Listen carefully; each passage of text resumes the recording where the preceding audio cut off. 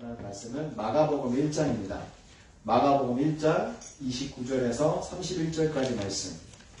우리 함께 일어서서 교독하도록 하겠습니다. 마가복음 1장 29절로 31절. 회당에서 나와 곧 야고보와 요한과 함께 시몬과 안드레의 집에 들어가시니 시몬의 장모가 열병으로 누워있는지라 사람들이 곧 그 여자에 대하여 예수께 여짜오되 함께 있습니다. 나아가사 그 손을 잡아 일으키시니 열병이 떠나가고 여자가 그에게 수종드니라. 아멘. 자리에 앉아주시기 바랍니다.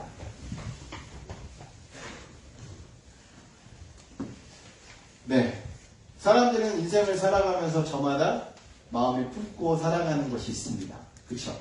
그래서 그 마음에 무엇을 품고 있느냐에 따라서 그 사람의 삶의 모습이 바뀌어져 가요. 그리고 어떤 상황 속에서 그 사람이 어떤 마음을 가지고 있느냐에 따라서 그 일을 대하는 자세가 달라집니다. 우리가 힘들고 어려운 일을 당할 때 특별히 그렇죠. 어떤 마음이 있느냐에 따라서 힘들고 어려운 일이 있어도 우리가 기쁘게 살아갈 수 있고, 또 기쁜 일이 있지만 우리 마음속에 어떤 마음이 있느냐에 따라서 그 기쁨을 충만하게 누릴 수도 있고 또 그렇지 못하는 경우도 있습니다. 왜 이런 일들이 일어나게 되겠습니까? 바로 우리 안의 마음이 다르기 때문에 그래요. 어떤 마음을 가지고 있느냐에 따라서 그렇게 다르게 우리가 느끼며 살아갑니다. 여러분, 이 복음서에 보면 많은 사람들이 나오는데 특별히 예수님을 만난 사람들의 이야기가 나와 있습니다. 예수님을 만난 사람들의 이야기를 보면 예수님을 만나기 전과 예수님을 만난 이후의 모습이 너무나도 다른 걸 볼 수 있죠. 사마리아 여인도 니고데모도 예수님을 만났었지만 뒤를 돌아서 돌아간 부자 청년도 또 사도 바울도 예수님을 만났습니다. 예수님을 만나서 변화된 사람들은 그들의 삶이 정말 완전히 뒤바뀌었어요. 하지만 예수님을 만났지만 그럼에도 불구하고 그냥 근심하며 돌아간 부자 청년의 경우는 어떻습니까? 똑같이 예수님을 만났지만 그의 삶 속에서는 변화가 일어나지 않았습니다. 여러분, 이 부자 청년의 경우를 보시면서 느끼시겠지만요, 예수님을 만났다고 해서 다 복을 누리는 것이 아니에요. 예수님을 만났다고 해서 다 끝난 것이 아니라는 것입니다. 예수님을 만났다면 예수님을 우리의 삶의 주인으로 모셔드려야 합니다. 처음에 소개에 말씀드렸던 것처럼 우리가 어떤 마음을 가지고 있느냐에 따라서 환경적으로 대하는 모든 일들에 대한 자세가 다르다 말씀드렸습니다. 우리의 마음속에 예수님을 모시고 살아가면요, 정말 우리의 인생 속에 기쁨밖에 없게 되는 줄 믿으시기 바랍니다. 물론 세상적인 눈으로 보면 힘들어하고 어렵고 정말 앞이 보이지 않고 캄캄하고 정말 모든 담이 우리 눈앞에 탁 쳐져 있는 것 같이 보이지만 주님이 우리와 함께 하시면 그 모든 것이 장애가 되지 않습니다. 믿으십니까? 그래서 우리의 삶 속에 누구를 주인으로 모시고 있느냐가 참 중요해요. 만약에 우리의 삶의 주인이 내가 돼버리면 모든 책임은 내가 져야 합니다. 그렇죠? 모든 일을 저희가 해야 되잖아요. 하지만 우리의 삶의 주인을 예수 그리스도로 모시면 우리의 삶의 모든 일은 누가 하십니까? 예수님이 하시는 거예요. 예수님께서 저희들보다 앞서서 모든 일을 행하시는 것입니다. 오늘 본문 말씀의 내용을 보면 예수님께서 시몬과 안드레의 집에 들어가시는 장면이 나옵니다. 시몬이 누구예요? 베드로와 안드레는 형제입니다. 베드로와 안드레의 집에 예수님이 들어가는 장면이 나와요. 이 장면을 이해하기 위해서는 우리가 지난번에 나눴던 그 말씀을 보셔야 되는데요. 예수님께서 21절에 보니까 그들이 가버나움에 들어가시니라 라고 말씀하고 있어요. 가버나움에 안식일날 가셔서 회당으로 가셔가지고 하나님 말씀을 증거하셨어요. 그러면서 귀신 들린 자를 고쳐주시는 이 역사가 있지 않았습니까? 그 이후에 예수님은 이 회당을 나와서 베드로와 안드레의 집으로 들어가신 거예요. 이 회당에서 베드로와 안드레의 집이 얼만큼 떨어져 있는지 아십니까? 여기서 주차장에 서해져 있는 차 정도 거리밖에 안 떨어져 있어요. 회당의 바로 앞에 있는 집이에요. 가깝게 있었죠. 지금 성지순례에 가시면 그곳에요, 집터를 보관하고 있고요. 그 위에다가 교회를 세워놨어요. 그래서 교회 가운데 보면 유리로 되어 있어서 그 집터를 예배 드리면서도 그 안을 볼 수 있게 해놨습니다. 그만큼 이 베드로와 안드레의 집이 예수님이 사역하는 데 있어서 중요한 근거가 되기 때문에 그렇게 보존하고 있는 거예요.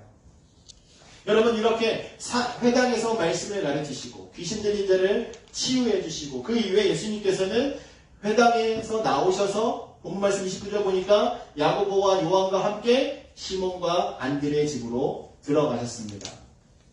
여러분, 이렇게 집으로 들어가시니까요, 그 다음에 어떤 일이 일어납니까? 그 집안에 있었던 문제가 해결되는 역사가 증거되고 있습니다. 베드로의 장모님이 열병으로 인해서 아픈 상황 속에 있었어요. 고침받지도 못하고 투병하는 가운데 어려움 속에 있었는데 예수님이 그 가정에 들어가심으로 말미암아 그 장모의 시몬의 장모의 열병이 떠나가는 역사가 일어납니다. 30절, 31절에 기록하고 있죠. 시몬의 장모가 열병으로 누워있는지라 사람들이 곧 그 여자에 대하여 예수께 여짜오되 나아가사 그의 손을 잡아 일으키시니 열병이 떠나가고 여자가 그들에게 수종드니라. 여러분, 예수님께서 들어가시면요 문제가 해결됩니다. 예수님이 계시는 그 자리에는 문제가 해결되는 것입니다. 여러분, 베드로와 안드레의 집에 예수님이 들어가셨기 때문에 베드로의 장모 그 열병이 떠나가는 역사가 일어난 것입니다. 여러분, 이것을 강조해서 말씀을 드리는 이유가 있습니다. 예수님을 모시는 자에게는요, 오늘 말씀이 기록된 이 동일한 역사가 일어난다는 것이죠. 가정마다, 교회마다, 사업장마다 문제가 없는 곳이 어디 있겠습니까? 하지만 그 안에 예수 그리스도가 있으면 그 문제는 해결되는 것입니다. 사랑하는 성도 여러분, 예수님께서 시몬 베드로의 집에 들어갔을 때 이렇게 놀라운 사건이 일어났던 이 사건은요, 그냥 이 시대의 사건이 아니라 바로 오늘 우리의 사건이 되는 줄 믿으시기 바랍니다. 여러분, 희망을 가지십시오. 주님을 품고 사는 자에게 이러한 은혜가 일어나게 되는 거예요. 오늘 본문 말씀을 통해서 여러분들에게 드리는 말씀의 제목은요, 예수를 모시는 자의 축복입니다. 예수님을 모시는 자는 어떤 축복이 있느냐? 첫 번째는 예수님을 모시면요, 모든 문제가 해결됩니다. 예수님을 우리 집에 모시면 우리 집의 문제가 해결되는 것이고요. 예수님을 우리 교회에 모시면 우리 교회의 문제가 해결되는 것입니다. 교회에 문제가 없을 것 같습니까? 사람들이 모인 곳이기 때문에요, 문제투성입니다. 거룩하고 구별된 모습으로 하나님을 예배해야 될 장소이기도 하지만 세상에서 죄인된 자들이 부름받아서 주님께 나와서 예배하는 곳이기 때문에 문제가 안 생길 수가 없어요. 우리가 성화되고 예수님의 성품을 닮으면 문제가 안 생기겠죠. 근데 그 과정 속에 있기 때문에 문제가 일어나는 거예요. 그래서 초대교회들도요, 교회를 어떻게 치리하고 건면해야 되는지에 대해서도 가르쳐주고 있는 것입니다. 하지만 우리가 예수님을 우리 교회의 주인으로 모시고 온전히 예배하고 신앙생활을 한다면 그 교회는 문제가 없는 거예요. 문제가 있어도 없는 거예요. 예수님이 다 해결해 주실 것이기 때문에 그렇습니다. 성도의 행복은요, 문제가 없는 삶이 아닙니다. 성도가 가장 행복할 때는 문제가 있었어도 예수로 인하여서 그 문제가 해결될 때 얼마나 행복합니까? 우리가 기도거리가 많잖아요. 하나님 앞에 그 기도거리를 내려놓고 기도하면서 하나님께 나아감으로 문제 해결됐을 때, 응답 받았을 때 여러분 그 기쁨 말로 표현이 되십니까? 여러분 그 기쁨은요 말로 표현할 수가 없어요. 주님께서도 저희들에게 말씀합니다. 마태복음 11장 28절에 수고하고 무거운 짐진 자들아 다 내게로 오라. 내가 너희를 쉬게 하리라. 여러분 우리가 삶의 모든 무게를 다 저희가 지고 살아가면 얼마나 힘들겠습니까? 하지만 그 무게를 주님 앞에 내려놓으면 주님이 저희들을 쉬게 하시고 주님께서 그 문제를 해결해 주실 것을 말씀하고 있는 거예요. 성경을 보시면 성경에 나와 있는 많은 분들의 삶의 모습이 그렇습니다. 삶에 문제가 없었던 분이 없어요. 하지만 그 문제를 주님 앞에 내려놓는 분들만 문제 해결을 받았습니다. 여러분 내가 믿음이 없어도 내 주변 분의 믿음으로 인하여서 문제 해결 받았던 사람들도 있습니다. 그래서 여러분 누구를 만나고 살아가느냐 참 중요합니다. 여러분 주변에 신앙생활 열심히 하시는 분들 함께 하셔야 돼요. 그래야 우리가 연약할 때 우리를 도와서 함께 주님 앞에 나아갈 수 있는 것입니다. 사랑하는 성도 여러분, 우리가 예수를 믿어서 구원을 받았고 하나님의 사람으로 인생을 살아가지만 그럼에도 불구하고 우리의 삶 속에서는 악한 사단이 날마다 저희들을 넘어뜨리려고 하기 때문에 문제가 도사리고 있는 거예요. 그 문제로 우리는 그 문제 가운데서 자유로울 수가 없습니다. 하지만 예수님을 여러분들이 주인으로, 여러분의 인생의 주인으로 받아들이고 모시기만 하면 여러분의 문제가 해결되는 거예요. 여러분들이 근심하고 있는 것들 있지 않습니까? 주님 앞에 아뢰십시오. 그러면 그 문제는 하루아침에 해결되는 거예요. 물론 우리가 원하는 그때 해결되지 않을 수도 있습니다. 하지만 하나님께서 정하신 그때가 되면 반드시 이루어지는 줄 믿으시기 바랍니다. 여러분들 올 한 해 시작하시면서 작년을 되돌아보셨을 거 아니에요. 작년을 되돌아보실 때 여러분 어땠습니까? 그 어떤 문제가 있을 때는 정말 힘들고 어렵고 기도하면서 하나님 앞에 매달렸는데 어느 순간 지나고 보니까 이미 그 문제가 해결되었고 내가 기쁜 마음으로 평강을 누리며 살아가고 있는 모습을 발견하고 있지 않습니까? 저희가 그 문제가 해결되는 그 시기를 기도하는 바로 그때로 하나님께 정하고 기도할 때가 있었지만 하나님께서는 조금 더의 시간을 주시고 응답하시는 경우가 있다는 것이죠. 여러분, 우리의 삶의 주인이 누구인가 참 중요합니다. 여러분, 우리의 문제를 해결할 수 있는 분이 누구인가를 바르게 인식하시기를 주님의 이름으로 축원합니다. 여러분, 저희가 가나 혼인잔치 사건을 말씀을 통해서 나눴습니다. 그 안에서도요, 문제가 있었어요. 혼인잔치, 아주 기쁨으로 즐겁게 잔치가 이루어지고 있는 상황 속에 포도주가 떨어졌잖아요. 그때 예수님을 알고 있는 한 사람, 마리아가 이야기합니다. 이분이 뭐라고 말씀을 하시던지 너희들은 그 말씀에 순종해서 따라라. 이 마리아의 믿음이 있었기 때문에 그 가나 혼인잔치의 문제가 해결된 거예요. 중요한 것은 그 가나 혼인잔치에 예수님이 초청되었습니다. 가나 혼인잔치에 예수님이 계셨다는 겁니다. 여러분, 우리의 삶 속에 예수님을 모셔야 합니다. 예수님을 우리의 삶 속에 주인으로 모시고 함께 살아가고 있을 때 여러분의 문제를 그 주님께 맡기는 거예요. 그러면 주님 말씀만 하십시오. 제가 그 말씀에 순종하고 따라가겠습니다라는 자세를 가지고 있으면 문제는 해결되는 줄 믿으시기 바랍니다. 사랑하는 성도 여러분, 정말 사람들이 이야기합니다. 케이스 바이 케이스. 사람마다 다릅니다.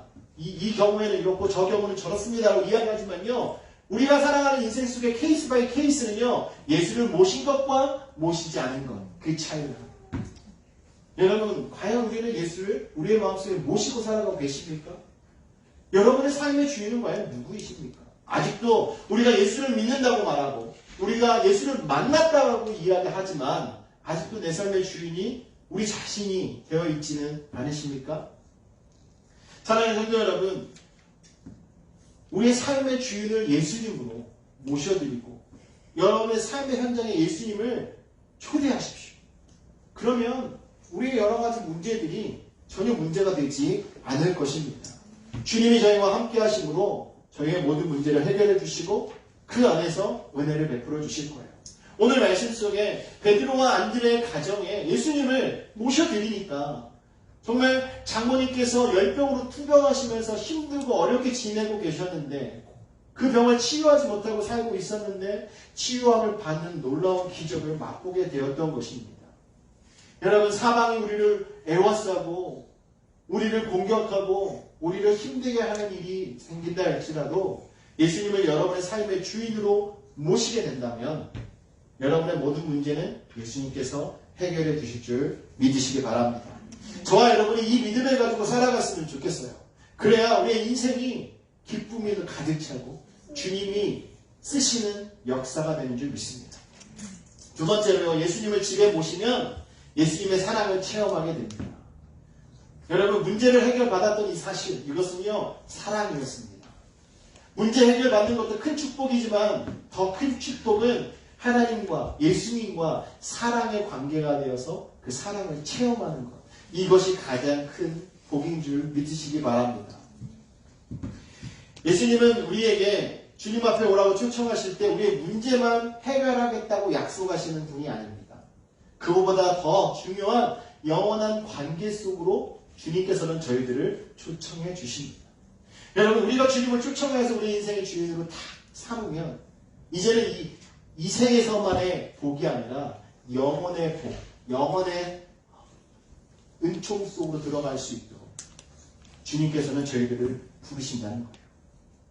예수님께서 이 베드로의 장모를 고치실 때도요, 그 영혼을 먼저 사랑하셨습니다. 마가복음 1장 31절, 오늘 본문 말씀 31절에 그 손을 잡아 일으키시니라고 표현하고 있습니다. 마태복음 8장 15절에 보면요, 그의 손을 만지시니라고 기록하고 있어요. 그러니까 손을 잡을 때 손을 이렇게 만지게 되잖아요. 근데 왜 이 표현이 중요하냐면요, 이 헬라어 원어에 보면 이 표현이요, 매우 부드럽고 섬세하게 그 손을 만져주었다라는 의미가 포함되어 있어요. 왜 이렇게 표현을 했냐면 그 당시에 열병을 앓고 있는 자와 접촉하는 것은요, 율법에서 금하고 있었습니다. 그렇기 때문에 예수님이 지금 이 베드로 장모에게 손을 내밀어서 손을 이렇게 만졌다는 것, 이것은요, 큰 문제예요. 하지만 그럼에도 불구하고 예수님께서는 그에게 다가가신 것은 무엇을 의미하냐면 사랑이라는 것이죠. 많은 사람들이 법으로 금하고 있고 그리고 멀리하고 있는 그 자에게 가까이 갔다라는 거예요. 그럼에도 불구하고 가까이 가셔서 베드로의 장모의 손을 만져주시고 그의 질병을 치료해 주셨던 이 예수님의 모습은 바로 사랑입니다. 예수님은 저희들에게 그렇게 다가오시는 분이에요. 정말 소외받고 외롭고 고통 속에 있을 때 사랑으로 다가오시는 분이 예수님이십니다. 저희들을 부드럽고 섬세하게, 저희들을 세세하게 어루만져 주시고 고쳐주시고 위로해 주시는 분이 예수 그리스도라는 거예요. 여러분, 아무리 사람들이 저희들을 이해하고 위로한다고 해도요, 그것이 100% 위로가 되지 않습니다. 어느 정도 위안은 됩니다. 왜냐하면 나를 생각하고 있다라는 그 마음 때문에. 하지만 근본적인 문제 때문에 당하는 그 아픔에 대해서는요, 터치할 수가 없습니다. 하지만 예수님께서 우리의 삶의 주인이 되시면 그 심령 깊은 곳까지 오셔서 성령으로 말미암아 우리를 만져주시는 줄 믿으시기 바랍니다. 주님은 말씀으로 저희들을 터치해 주십니다. 그래서 우리가 하나님의 말씀을 읽을 때 상한 심령이 회복되고 우리가 죄인됨을 깨닫게 되고 더욱더 주님 앞에 나아가는 놀라운 역사가 일어나는 거예요. 여러분 생각해 보십시오. 이 시몬의 장모가 지금 자신에게 손을 내밀면서 자신을 이렇게 손을 잡아주셨던 예수님을 바라볼 때 어떤 마음이 있으셨겠습니까? 감사하고 정말 주님의 그 사랑을 느끼는 마음이 있지 않았겠습니까? 분명히 베드로의 장모도요, 알고 있었을 거예요. 자신의 질병으로 인해서 사람들과 접촉하면 안 된다. 그럼에도 불구하고 자신에게 다가오신 이 예수 그리스도의 이 사랑에 너무나도 감사했을 것입니다. 여러분, 제가 이렇게 신앙생활하고 목회생활하면서 느끼는 것 중에요, 많은 분들이 질병을 통해서 그것이 계기가 되어 예수님을 믿는 경우를 봅니다. 그래서 질병이 치유됨으로 인해서 불치병이 치유되고 또 정말 힘들고 아픈 상황 속에서 투병생활하던 그 질병이 치유됨으로써 주님을 만나는 분들, 참 여러분들도 많이 보셨을 거예요. 간증하시는 분들도 계시잖아요. 그런데요, 어느 분은 그 병 때문에 교회에 나왔고 그 병 때문에 하나님께 기도했고 그 병 때문에 정말 주님 앞에 무릎 꿇고 날마다 눈물을 흘려가며 기도했는데도 불구하고 질병을 치유받지 못하는 경우도 있습니다. 그런데요, 그럼에도 불구하고 그런 분이 지속적으로 하나님을 예배하고 예수를 믿으며 살아가는 것을 봐요. 왜 그렇습니까? 어떻게 보면 질병이 치유되지 않은 것은 그분에게 있어서 문제가 해결되지 않은 것입니다. 하지만 그럼에도 불구하고 이분은요, 그렇게 하나님 앞에 무릎 꿇고 기도하고 예배하는 과정과 시간을 통해서 인격적으로 예수님을 만납니다. 자신이 아픔 속에 있지만, 질병 속에 있지만 자신을 만나주신 그 주님, 자신의 인생 속에 함께 하시는 그 예수님의 그 사랑을 느꼈기 때문에 그 사랑으로 인하여서 변하지 않는 마음으로 예배하고 기도하고 있다는 것입니다. 여러분, 이것이 복음입니다. 복음이 들어가면 이렇게 되는 거예요. 문제가 되지 않는 것입니다. 요한일서 4장 10절 말씀에 보면 사랑은 여기 있으니 우리가 하나님을 사랑한 것이 아니요 하나님이 우리를 사랑하사 우리 죄를 속하기 위하여 화목제물로 그 아들을 보내셨습니다. 우리가 하나님을 사랑한 것이 아닙니다. 하나님께서 저희를 사랑하셔서 하나밖에 없는 독생자 예수 그리스도를 보내주셨습니다. 그래서 우리의 죄를 대속해 주신 거예요. 이 하나님의 사랑 가운데 있으면요, 어떤 문제도 저희들에게 문제가 되지 않는 거예요. 고린도후서 5장 13절 14절 말씀을요, 현대어 성경 버전으로 보면 이렇게 기록하고 있어요. 우리가 미쳤어도 하나님을 위한 것이며 정신이 온전하여도 여러분을 위한 것입니다. 그것은 그리스도의 사랑이 우리를 지배하고 있기 때문입니다. 그리스도의 사랑이 우리를 지배하고 있기 때문에 복음을 전하는 거예요. 그리스도의 사랑 때문에 우리가 그 십자가의 사랑 속에 살아가는 것입니다. 사도 바울이 독생자 예수님께서 베풀어 주신 그 은혜를 깨달으니까요, 정말 미쳤다라는 소리를 들으면서까지도 복음을 전하였습니다. 목숨의 위협을 당하면서까지도 복음을 전했습니다. 그렇게 할 수 있었던 이유를 바로 예수 그리스도의 사랑 때문입니다. 하나님 아버지께서 주신 그 사랑 때문에 그렇게 할 수 있었다라는 것을 고백하는 것입니다. 그런데요, 예수님보다 세상을 더 사랑하면 이러한 고백이 나올 수 없습니다. 예수님보다 세상을 더 사랑하면 이런 기적을 맛볼 수 없습니다. 여러분, 예수님을 진정 사랑하는 저와 여러분 되기를 주님의 이름으로 축원합니다. 예수님을 사랑할 때 여러분의 삶 속에서 놀라운 기적을 경험하게 되는 거예요. 여러분들이 예수님을 사랑하고 살아갈 때 그 사랑으로 인하여서 여러분들이 축복의 통로가 되어 그 사랑을 흘려보내게 되는 거예요. 그러면 여러분 통해서 문제가 해결이 됩니다. 여러분들이 도구가 되는 거죠. 주님께서 일하시는 도구. 그래서 저희가 모여서 중보기도 하고 주님 앞에 우리의 기도 제목을 가지고 믿지 않은 영혼들을 위해서 기도하는 이유가 바로 거기에 있습니다. 저희가 기도하면서요, 이 주님을 우리 삶의 주인으로 모시고 우리 교회의 주인으로 모시고 우리가 함께 나아가면요, 그 주님을 만나는 모든 영혼들에게 주님께서는 사랑으로 찾아가실 거예요. 여러분, 이것을 믿고 저와 여러분이 함께 비상한 오늘 한 해가 되었으면 좋겠습니다. 마지막으로 세 번째는 예수님의 사랑을 체험한 자가 섬기는 삶을 살아갑니다. 예수님의 사랑을 받으면요, 섬기는 자가 돼요. 누가 강요하지 않아도 자원해서 섬기는 모습을 갖게 됩니다. 주님께서 저희들에게 주신 은혜가 너무나도 감사해서 안 할 수가 없는 거죠. 오늘 본문 말씀 보시면 31절에 나아가사 그 손을 잡아 일으키시니 열병이 떠나고, 예수님의 사랑을 입었잖아요. 문제가 해결됐잖아요. 그리고 그 다음에 뭐라고 되어 있습니까? 여자가 그들에게 수종됩니다. 여러분, 지금까지 열병으로 아파서 누워있던 분이에요.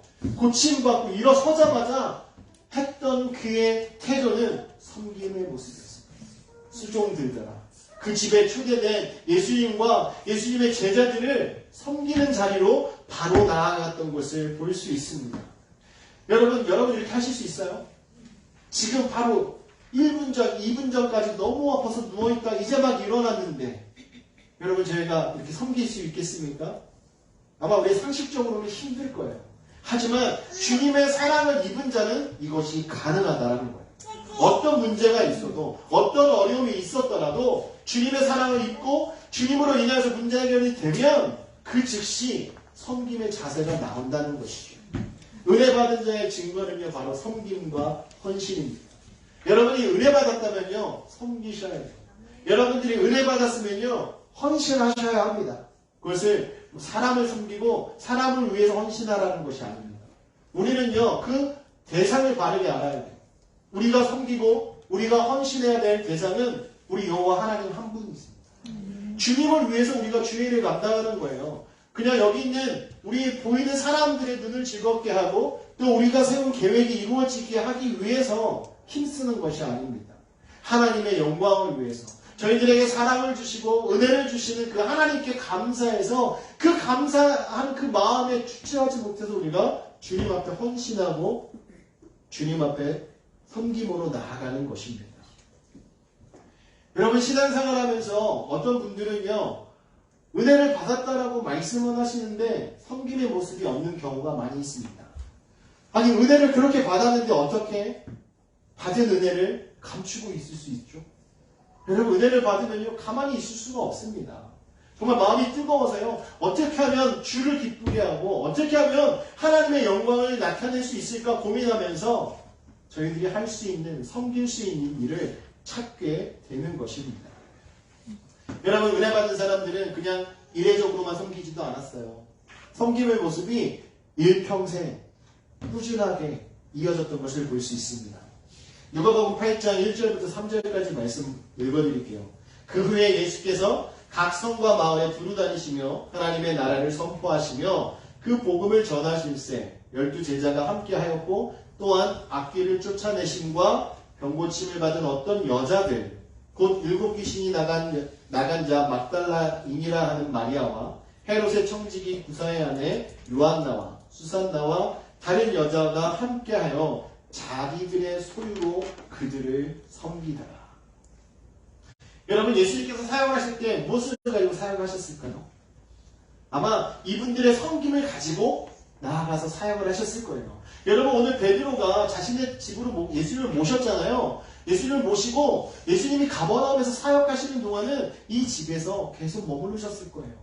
복음을 전하는 전초기지의 역할을 감당했다는 것이죠. 여러분, 섬김은 이런 것입니다. 주님이 복음을 전하시는 일에 동역하는 일을 했어요. 그 일을 감당하실 수 있도록 옆에서 언제나 함께 했다는 거예요. 은혜를 입은 자들, 병고침 받은 자들, 귀신 쫓아냄을 받은 여인들이 주님의 일을 경험하고 나서 그냥 그때만 감사하고 끝난 것이 아니라 그들을 계속 섬겼다고 합니다. 자신들의 소유로 지속적으로 예수님께서 복음을 전하실 수 있도록 섬겼다. 여러분, 저희들도 이러한 섬김의 모습이 있어야 한다고 생각합니다. 우리가 성숙한 모습으로 예수를 섬기는 자들이라면 하나님께 받은 은혜를 가지고 그냥 우리가 그것을 묻어두는 것이 아니라 그냥 그 받은 은혜를 나만 하고 그냥 끝나는 것이 아니라 그 은혜를 함께 나누면서 하나님께 영광을 돌리고 또한 저희들이 섬길 수 있는 그 위치에서 우리가 묵묵하게 사람들이 알아주지 않아도 오직 여호와 하나님만 바라보면서 하나님의 영광을 위하여 힘쓰는 저와 여러분이 되어야 할 줄 믿습니다.